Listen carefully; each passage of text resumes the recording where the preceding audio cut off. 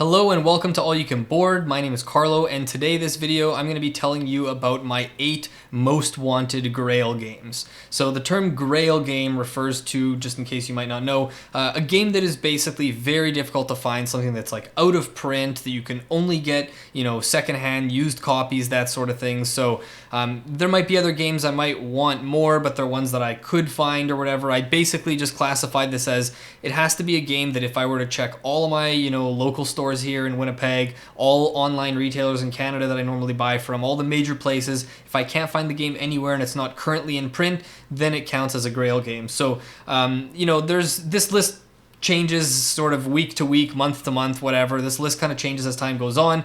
There's other games. I could have made this way more than 8 games, but I figured I would keep it to 8 just to kind of really highlight the ones that are really on my most wanted list in terms of Grail games. Before I get into the list, I am going to just quickly mention 3 games that would have made the list if not for the fact that they're already set to be reprinted.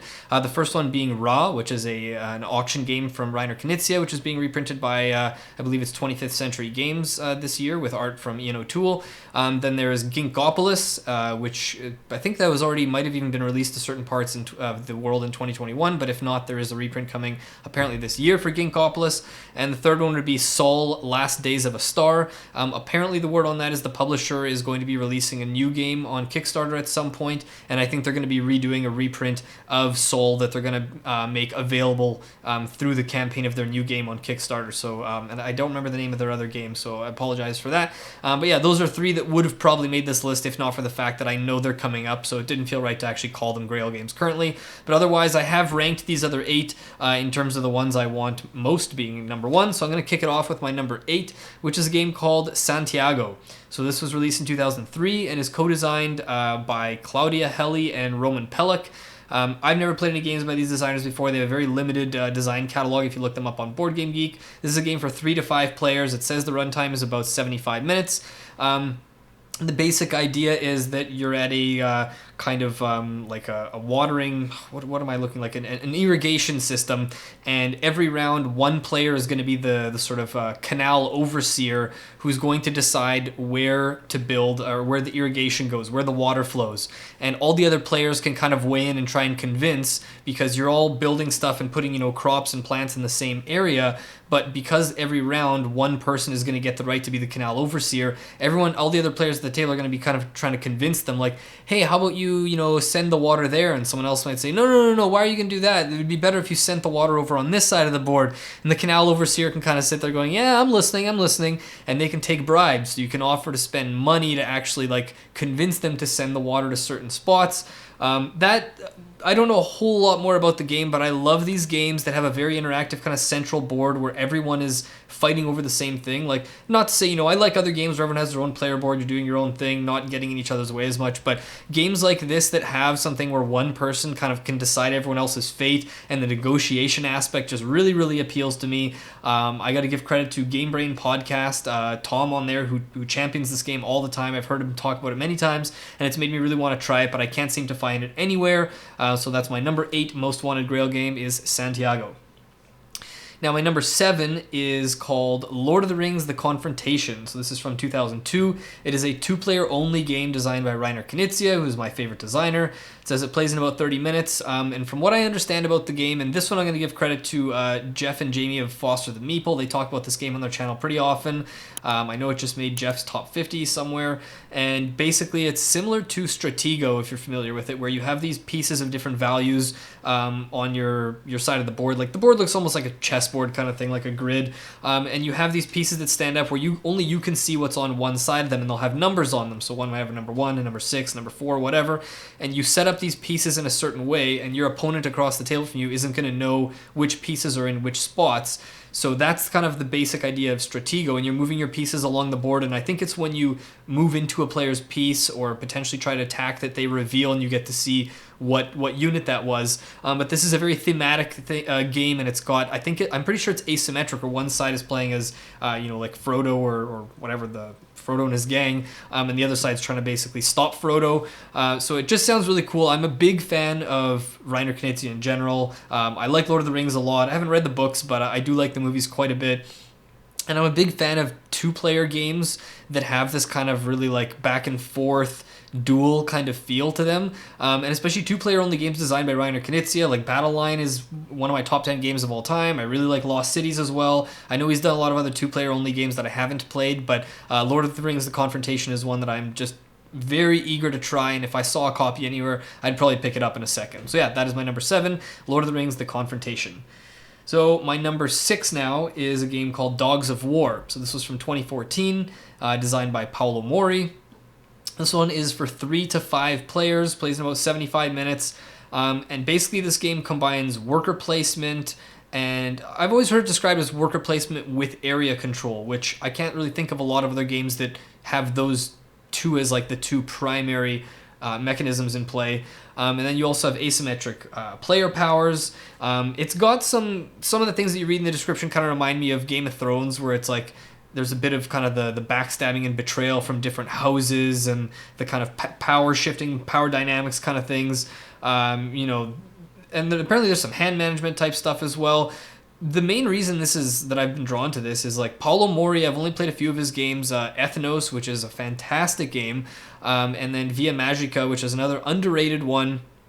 And from what I've heard about some of his other designs, like Libertalia and Blitzkrieg, he's just, the games I have played, I've been kind of caught off guard by how good they've been. And Dogs of War is one of those ones that's been sort of out of print, a Grail game for a while. I've heard other people talk about how good it is and how hard it is to find. I do like worker placement games quite a bit. I'm not always the biggest fan of area control, but in terms of what this game does with mixing worker placement with it and kind of the theme, I don't know, there was just something that sounded a bit different about this one. And I've heard it spoken so highly of, and it's just the pedigree of the designer. I've been wanting to try more Paolo Mori games for a while. So yeah, that's why it makes the list for me. So that is my number 6, Dogs of War. On to my number 5 now, most wanted Grail game, which is Fast Sloths. So this is the newest one on the list, I believe. This is from 2019, designed by Friedemann Friese, and it's a 2 to 5 player game that plays in about 45 minutes, and it's a pick up and deliver game.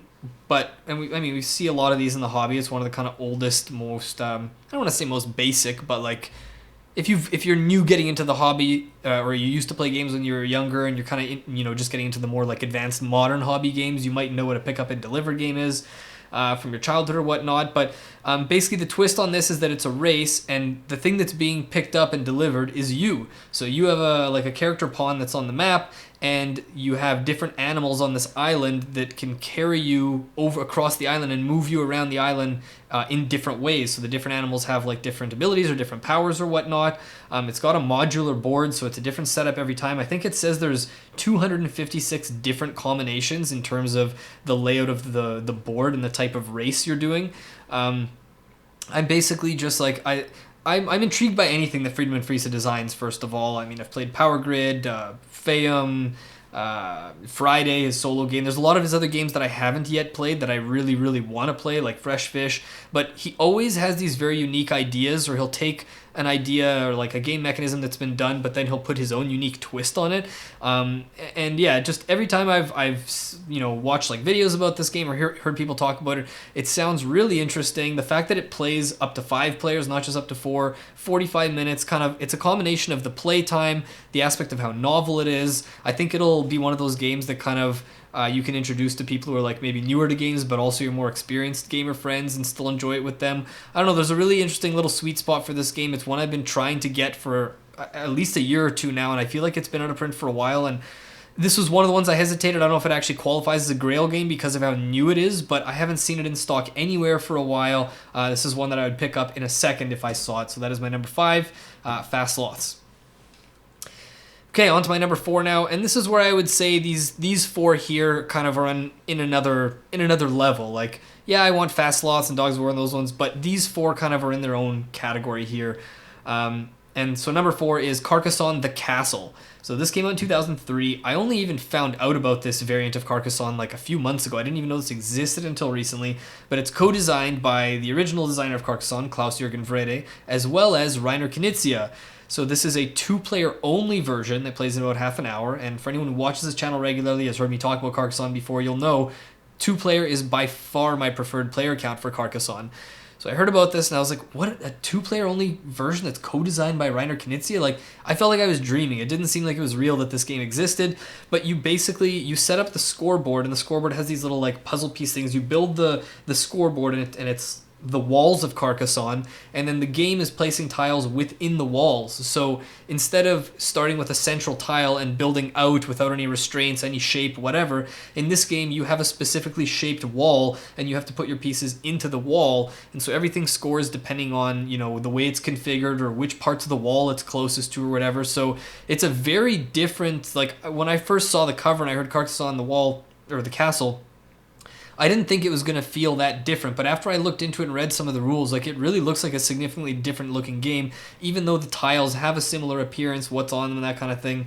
I won't go too much more into how the game actually plays and that sort of thing, but it's the fact that Carcassonne was my gateway game into modern day gaming. Like, I've been playing Carcassonne off and on for probably like almost 15 years now. The fact that it's that like treasured of a game to me, and I love it at 2 players, and that it was co-designed, this variant here, by my favorite designer, is like, it's just kind of the perfect match. So yeah, it's one that I don't think when it first came out was all that expensive. It kind of has mixed reviews. Some people on Board Game Geek seem to say it kind of makes the original Carcassonne like irrelevant or whatever. Other people say no, it, you know, complicates things, or it's not as enjoyable or whatever. It's too restrictive. Some people seem to prefer the original.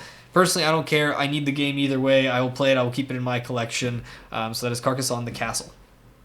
All right, number 3 on my list is Glory to Rome. I guess I should specify that it's the black box edition, because this is the one that always gets talked about. So this came out in 2005, co-designed by Carl Chudik and Ed Carter, and I'm going to get back to this co-design thing in a second. It's a 2 to 5 player game, plays in about an hour, and this is one of those ones where it's so out of print and so difficult to find. It's a small box card game. I can imagine that when it first came out, it was probably in the $20 to $30 price range. Like, don't quote me on that. I'm talking Canadian dollars. But either way, I don't think it would have been a very expensive game. But now it's over $300. Like, anywhere you find this game online, it's so expensive. There are even people who have like created print and play files, and I've seen people online who have gone and actually printed the whole game up, sleeved the cards, go buy custom components, whatever, and still end up spending way less than the $300 to go buy a used copy of this game. But it's a basically civilization kind of, or city building kind of card game. If you don't recognize the name Carl Chudik, he designed Innovation, which is an amazing game. I've still only played it about 5 or 6 times, but if I hadn't played Innovation, I probably wouldn't even have Glory to Rome on my radar. But based on how impressed I was with Innovation in my 5 or 6 plays, and then hearing about Glory to Rome and how it has a similar kind of thing, it's just all cards, multi-use cards, where every card can be played one of, I think, 4 or 5 different ways to your tableau or whatever. And it's got these kind of explosive card combos and these game-breaking situations similar to Innovation. It sounds like Glory to Rome takes it even to the next level, where I've heard it described as like every card feels broken. Like, someone plays a card and you're like, that's not fair, how do you even have that card? And then you draw a card that's going to allow you to feel like, oh, now that's not fair, now I'm kind of cheating. All the cards feel apparently broken. There's like over 100 cards in the deck, so many combinations. It's just a game that everyone who seems to play it speaks so highly of it, but it's one of those games that has a bunch of controversy surrounding it too. So if you go to Google and you type in, or you look for an article on Ars Technica called How a CEO Fiddled While Beloved Board Game Glory to Rome Crashed and Burned, give it a read. It's very interesting. There were some disputes between Carl Chudik and Ed Carter in terms of, you know, designing and releasing the game. And anyways, the game kind of has a bit of a, I don't know what you want to call it, checkered past or whatever. This is the wrong term, but basically go look it up online. Very interesting kind of history surrounding the game, and it seems like one that is probably never going to get reprinted.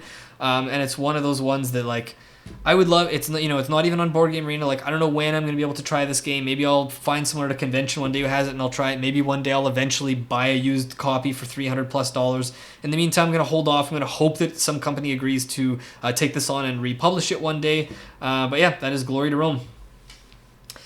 So now I'm back onto my final 2 here, and these 2, even though I said the top 4 were kind of in their own category, I would say these 2 as well are in their own category, because both of these games have been my 2 most wanted Grail games for, I would say, at least 2, 3, 4 years now. Both of these games have been at the top of this list. They've kind of swapped positions at times. Number 2 is El Grande. So this is a 1995 game from Wolfgang Kramer. It plays 2 to 5 players, says it takes about 60 to 120 minutes, and it's basically considered by many to be the area control game. Like, in the same way that people would say Dominion is like the pure deck builder, El Grande seems to be the pure area control game before, all kinds of other games came out later, Blood Rage, whatever, Dogs of War that I mentioned earlier. And basically, it's got this system where you have cards that have values on them to determine your power. I think it's 1 to 13, and you're going to start around by, you're going to play a card. There's cards also that are on the board that you can get, and that are going to determine what your abilities are. But your power card that you play with your number is going to determine in what order you go. So everyone's going to flip their cards over, and you're going to go in order of people's numbers, and that's how the turn order is going to go. And then you're going to be able to select your abilities based on these cards that are on the board. There's a king that's on the board that you're moving around from region to region. There's this interesting thing called the Castillo, which is this little tower where throughout the game you're going to be dropping little cubes into, and it's kind of a memory game. You're not supposed to be like looking in the Castillo to see, but you're sort of trying to remember how many cubes did that player put in, or how many cubes of that other color are there going to be in, and that comes into play in an interesting way later. It's a game that I actually taught myself the rules for, learned it, and was ready to teach it to people at some point last year at the early onset of the pandemic on Tabletop Simulator. Never got around to playing it. Apparently now it's in alpha or beta or whatever on Board Game Arena, so I might actually just try it on there first, but either way, this is another one of those ones where if I saw it in the store, I probably wouldn't even look at the price tag. I would just buy it in an instant. I love the games of Wolfgang Kramer that I've played so far, and I've always been looking for kind of like, there have been a lot of area control games that I've kind of bounced off of, or I've thought, oh, that was good, but maybe not that great, or it took longer than I would have liked, and I'm kind of looking for that shorter area control game, something maybe more similar to Ethnos. I really like Ethnos, and it plays in like an hour or so, but this just seems to be like sort of the grandfather of all area control games, and one that I see as kind of like a blind spot in terms of me in the hobby. It's one of the games I know I should have played by now, and by all accounts should probably own my own copy of, so I will be buying El Grande as soon as I can, and we'll wait and see if there's going to be a reprint on this one. If anyone knows about that, leave me a comment below. Alright, and now onto my number 1 most wanted Grail game. This one is a pretty easy choice these days. That is Tigris and Euphrates. This came out in 1997, designed by Rainer Knizia, 2 to 4 player game, plays in about 90 minutes or so. And it's basically a civilization tile laying game. You have a board that has 2 rivers going through it, the Tigris and the Euphrates, and you're basically taking turns placing tiles on the board. Everyone has a hand of tiles on a little rack that other players can't see. They come in 4 different colors, and you also have leaders that can lead each of these 4 colors, and you're basically placing these tiles, competing for spaces on the board. When you get next to other colors or other civilizations, you can cause internal and external conflicts, which can cause the board to be wiped all of a sudden, or a bunch of pieces to be removed from the board. It's a game that has, from what it appears to have, like an extremely high skill ceiling, like something like, similar to chess. If you were to play for the first time and you're playing against someone who's played the game like 100 times, you would probably get beat every single time, right? It seems like that type of game, there's that barrier to, like, once you get good with a group, you're not going to be introducing in a bunch to new people. But there's just even just the design of the game is fascinating. How did Rainer Knizia decide on that configuration of board with the rivers to go there and that many specific spots, and the configuration of how many tiles are in there? Like, his games are always very steeped in math. Like, he has a PhD in mathematics. And then there's also this interesting element, maybe the most interesting part of the game, is the fact that, so you get points in 4 different colors: red, green, blue, and black. And at the end of the game, your final score is whichever of those colors you have the fewest points in. So you could have, 15 or 20 points each in red, blue, and black, but if in green you only got 3 points, your final score is 3. So it's a game of trying to sort of have equal priorities, make sure you don't, neglect any one color, and some of the colors like have different, powers or abilities that work differently, and you're basically jostling for position. It just seems like a game, I shouldn't say seems like, I'll say right now, there used to be an app for this, or you used to be able to find the app for this that I downloaded. I used to play it for a while, and then I tried getting it on my phone, and you can't get the app anymore. So I have a tablet with the app on it, and I can still go access it and play it on there. But in case anyone's wondering, I can't seem to find the app. Like, it seems to have been removed from all the online app stores. So I've only played this against AI, but it's one of those games that I know I'm going to love when I get to play it with actual human players. And actually, about a year ago or so, this is probably my biggest regret as a board gamer right now. About a year or so ago, I went with my wife to a local bookstore called McNally Robinson here, and they sell lots of board games there too. She had gotten a gift card from some from staff members as a gift, and so we went together to the bookstore. She was going to go buy something, and I saw Tigris Euphrates there. There was only one copy, and I couldn't believe it because this game had been hard to find for a long time. I'd always thought like, oh, if I see it, I'm just going to buy it. And we went there that day for my wife to get something with her gift card. She didn't end up finding anything she wanted, and she kept saying, whatever, just use the gift card and buy Tigris Euphrates. And I felt bad. I was like, no, you got this as a gift. I'm not going to buy Tigris Euphrates. I was like, maybe I'll just buy it with, like, we won't use the gift card. And she's like, but why not just use the gift card? I ended up waffling on it for some reason. I felt too guilty being like, we got excited for her to come buy something. I'm not going to go home with my most wanted game super happy as she's like, oh, I didn't find anything I wanted.